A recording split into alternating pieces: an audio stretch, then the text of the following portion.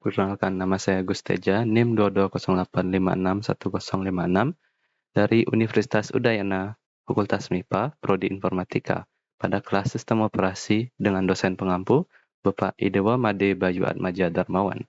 Selanjutnya, pada video ini kita akan sekilas membahas pengenalan sistem operasi, struktur sistem komputer, dan juga sejarah Windows. Kita mulai dengan pertanyaan, apa itu sistem operasi? Sistem operasi adalah perangkat lunak yang bertugas untuk mengatur, mengendalikan perangkat keras, dan memberikan kemudahan untuk pemakai dalam penggunaan komputer, dan juga mengendalikan operasi dasar sistem komputer. Sistem operasi akan melakukan layanan inti umum untuk software aplikasi yang menghubungkan antara user dengan perangkat keras. Jadi, dari definisi tersebut, kita dapat mengetahui bahwa tujuan dari sistem operasi adalah agar sistem komputer berjalan sesuai dengan kegunaan dan juga secara efisien. Sebelum itu, kita juga harus tahu apa itu sistem komputer dan bagaimana cara kerjanya. Sistem komputer terdiri dari komponen perangkat keras dan perangkat lunak yang bekerja sama untuk melakukan tugas dan memberikan layanan kepada pengguna. Komponen perangkat keras tersebut termasuk unit pemrosesan pusat atau Central Processing Unit, atau disingkat CPU, memori, perangkat input dan output seperti keyboard, mouse, dan printer, dan perangkat penyimpanan seperti hard drive dan solid state drive. Ada 3 aspek penting dalam sistem komputer. Yang pertama adalah interrupts, yang merupakan sinyal yang dikirim ke prosesor oleh perangkat atau komponen perangkat lunak untuk meminta perhatiannya. Ketika interrupt terjadi, proses berhenti menjalankan program saat ini dan beralih ke program khusus yang disebut interrupt handler. Interrupt handler kemudian menentukan penyebab interupsi dan mengambil tindakan yang tepat untuk menanganinya. Interupsi digunakan untuk menangani kejadian yang memerlukan perhatian segera, seperti input keyboard dan atau operasi input-output disk. Tanpa interupsi, sebuah program perlu terus-menerus memeriksa kejadian ini, sehingga membuang waktu pemrosesan dan mengurangi kinerja sistem secara keseluruhan. Yang kedua yaitu struktur penyimpanan. Adalah cara data diatur dan disimpan pada sistem komputer. Struktur penyimpanan sistem komputer biasanya terdiri dari 2 komponen utama, yaitu penyimpanan primer dan penyimpanan sekunder. Penyimpanan primer adalah memori yang dapat diakses langsung oleh CPU komputer seperti RAM. Penyimpanan sekunder ini adalah perangkat eksternal seperti hard drive, SSD, dan juga drive USB. Yang ketiga adalah struktur input-output, adalah cara transfer data antara CPU dan perangkat eksternal seperti perangkat penyimpanan, jaringan, input-output seperti keyboard, mouse, dan juga layar. Sesuai dengan jumlah prosesor yang dimiliki, sistem komputer dapat dikategorikan menjadi yang pertama adalah single processor system, adalah jenis komputer yang hanya memiliki satu CPU, sehingga CPU ini bertanggung jawab untuk menjalankan program dan menjalankan seluruh tugas. Yang kedua adalah multiprocessor system, adalah sistem komputer yang memiliki banyak CPU yang bekerja sama untuk menjalankan program dan melakukan tugas. Prosesor berbagi akses kepada sumber daya sistem seperti memori, input-output, penyimpanan, dan juga bekerja sama untuk memproses data menjalankan program. Yang ketiga adalah cluster system, adalah jenis sistem komputer di mana beberapa komputer independen dihubungkan bersama sehingga bekerja dalam satu sistem. Setiap komputer individu disebut dengan node, dan node bekerja sama untuk melakukan tugas dan menyediakan layanan. Mirip dengan multiprosesor, tetapi banyak sistem yang bekerja sama. Untuk sebuah komputer bisa beroperasi, perlu sebuah program inti untuk dijalankan. Dan program inti ini adalah kernel dari sistem operasi. Setelah kernel dimuat dan dijalankan, kernel dapat mulai memberikan layanan kepada sistem dan penggunanya. Ada beberapa mode operasi yang dimiliki oleh sistem operasi. Yang pertama adalah multiprogramming dan multitasking. Kedua ini adalah konsep yang terkait dalam sistem operasi yang memungkinkan banyak program atau proses berjalan secara bersamaan di sistem komputer. Multiprogramming adalah teknik menjalankan banyak program pada sistem komputer secara bersamaan.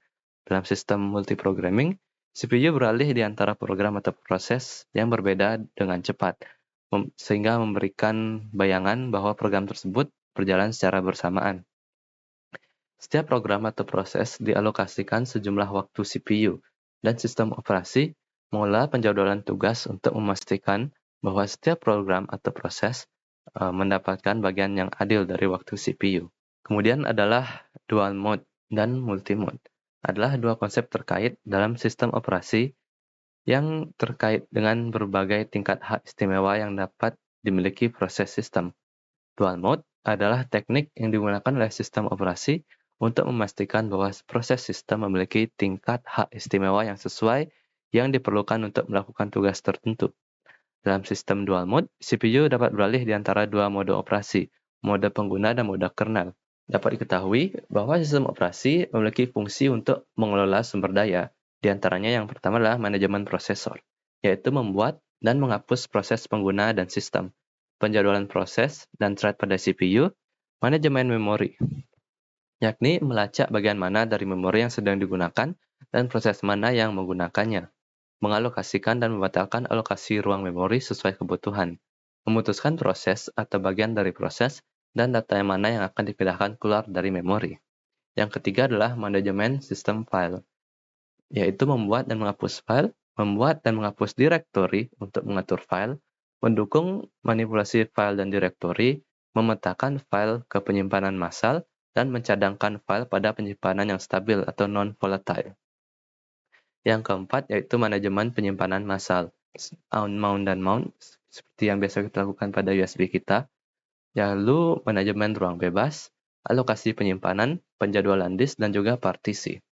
Yang kelima yaitu manajemen cache, yaitu untuk pemilihan ukuran cache dan juga penggantian isi memori cache agar program dapat dijalankan lebih efisien dan cepat. Ada beberapa aspek dari manajemen input-output yaitu komponen manajemen memori yang meliputi buffering, caching, dan juga spooling. Lalu ada antarmuka driver perangkat umum. Selanjutnya adalah segi keamanan. Sistem operasi mengontrol akses ke sumber daya sistem dan memastikan bahwa pengguna yang tidak berwenang tidak dapat mengakses informasi sensitif atau melakukan tindak berbahaya. Ini menyediakan fitur keamanan seperti autentikasi dan izin pengguna. Contoh lainnya adalah firewall yang digunakan untuk melindungi jaringan dari akses atau serangan dengan memfilter lalu lintas masuk dan keluar berdasarkan aturan yang telah ditentukan. Firewall juga dapat digunakan untuk memantau lalu lintas jaringan dari tanda-tanda yang mencurigakan atau serangan berbahaya. Implementasi dari sistem operasi, bagaimana jalan data terstruktur dalam suatu sistem. Ada beberapa struktur data fundamental yang digunakan dalam sistem operasi, yakni list, stack, dan queue, lalu adalah pohon, kemudian ada hash map, dan juga bitmap. Selanjutnya adalah lingkungan komputasi, yang mengacu pada lingkungan atau kondisi di mana program atau aplikasi beroperasi. Ini mencakup berbagai komponen perangkat keras dan perangkat lunak yang diperlukan untuk menjalankan program komputer dan menjalankan tugas. Ada tradisional, mobile, dan juga komputasi virtual. Dan selanjutnya adalah sejarah Windows. Sistem operasi Windows adalah sistem operasi komputer yang sangat populer yang dikembangkan oleh Microsoft Corporation. Sejarahnya dapat ditelusuri kembali ke awal tahun 1980-an ketika Microsoft mulai mengembangkan Graphical User Interface untuk sistem operasi MS-DOS. Versi pertama Windows yang dikenal sebagai Windows 1.0 dirilis pada tahun 1985 yang merupakan antarmuka GUI dasar yang memungkinkan pengguna untuk menjalankan beberapa program secara bersamaan. Pada tahun 1995, Microsoft merilis Windows 95 yang merupakan tonggak utama dalam sejarah Windows. Windows 95 itulah Windows pertama yang menampilkan menu mulai, wilayah tugas, dan ikon desktop yang sekarang sudah dikenal. Itu juga memperkenalkan dukungan untuk perangkat plug and play dan nama file yang panjang.